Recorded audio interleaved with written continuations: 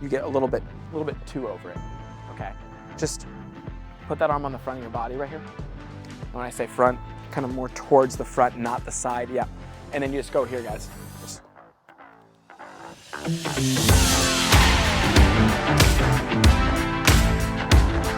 This is a good one today. I'm excited to introduce my buddy Frank Zhang. Now Frank is 13 years old. And I always want to say 14. I actually want to say 16 because look at this guy. I mean, I know I'm not tall, but this guy's 13 years old. You guys, he pounds the golf ball. Unbelievable player. The best I've seen for his age, period. I've worked with a lot of good ones. He's incredibly impressive. So I'll be teaching him today like he's going to be playing in a US Open tomorrow because that's just our style. But this guy's 13 years old. Just remember that throughout the lesson because it's unbelievably impressive. He's got a gorgeous swing.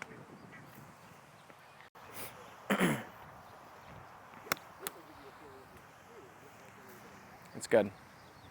One thing I'd tell you right away though, right away with the wedges, you get a little bit too over it, okay? Just put that arm on the front of your body right here. And when I say front, kind of more towards the front, not the side, yeah. And then you just go here, guys. Just casual, right? Like, see how it's, there you go. See how, watch this, not out here and then kind of like away, right? Just right here. Real simple. And you can see I'm a little bit more upright here.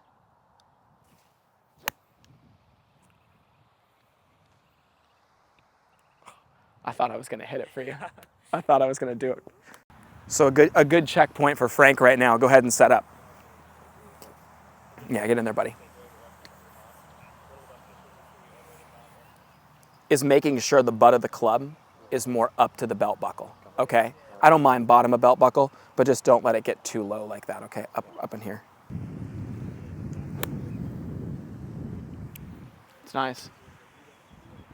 Good. When the hands get low, guys, you increase the angle between the arm and the club, and a lot of times what that does, it actually adds to the height of the shot. Sometimes you don't get as good of interaction with the turf.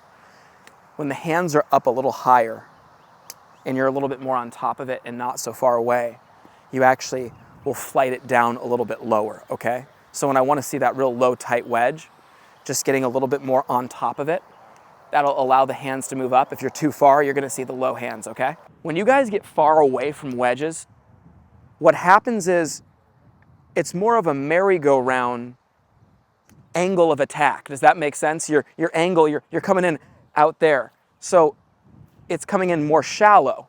So a club that has a lot of loft is really going to go high up in the air if it's coming in more of a merry-go-round. But if you're more on top of it, like watch, I'll exaggerate one, and I have a lob wedge in my hand here. If I were to get right on top of it, just like right here, watch the ball flight. Look how low and tight that thing comes off, right? I mean, that thing was really flighted. That was just really close. Now, watch this, guys. If I'm out here, just, there's nothing I can do, right? I mean, I couldn't, and that went the same distance with a much bigger swing, right? Okay, so let's get on top of the ball more, especially being taller. And believe it or not, you should actually be closer than I am because even though I'm shorter, you might think it might not make sense. No, you're taller, so you actually should be more this way. Whereas me being shorter, the club would be more at an angle. So you should be right on top of that ball. Your eyes should almost literally be like right on top of that. Yeah. Attaboy, that looks so much better right there. Now he looks like he's gonna hit a low, tight wedge. Watch. Oh, see the ball flight come down? See the ball flight? Yeah.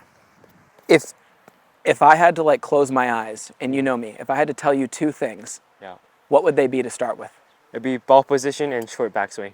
Yeah. Always. Thank you. Always. Okay, and it makes me really happy that he knows that because Dad's back there laughing because he knows ball position for me is incredibly important with all my players, but with Frank especially. Frank always has the tendency to want to put it back a little bit, and then he wants to, the hips go forward and the upper body falls back towards it. As a result, upper body's going back, hands going this way. That's where inconsistency happens. I want him to not have lower right back pain. I want him to cover the golf ball and properly stretch his body and never have that pain later in life. So I'm real big on making sure the ball's forward. My man can attack it. As his left pocket goes back, that right shoulder can go through. But here's the thing. He said something else that's really important. What was the other thing? Short backswing. Because this guy, just like a lot of young players, their arms keep drifting, and that extra runoff at the top pins it behind the body and forces the body to either stand up, stall out, or back up in order to allow the hands to catch up. So we're trying to avoid all that, especially with wedges, okay? So with these wedges, we're looking for a much shorter arm swing right here. That allows for his body to continuously rotate, clean contact, much more club face stability. All right, Frank, right in the middle of the stance. You can see his sternum and his nose are aligned with the top, a little bit of weight shift to the left. There we go, and rotation around the lead leg. Beautiful. That was a gorgeous ball flight. Now we keep it very simple for these guys to understand. This is a metal pole that they're simply just rotating around. Now, if that's not identified before they pull the trigger and they have to find it, that's where the inconsistency happens. We don't want lateral movement on wedges. We're not looking to load behind it and drive through it. That's not what we're looking for. We're looking to stay very centered. So watch Frank when he hits this golf shot. He's creating a metal pole on his left leg. He stays narrow, so there's not a lot of lateral movement. He's weighing in on it, 70% on that left side. Beautiful. And there's that nice tight low ball flight.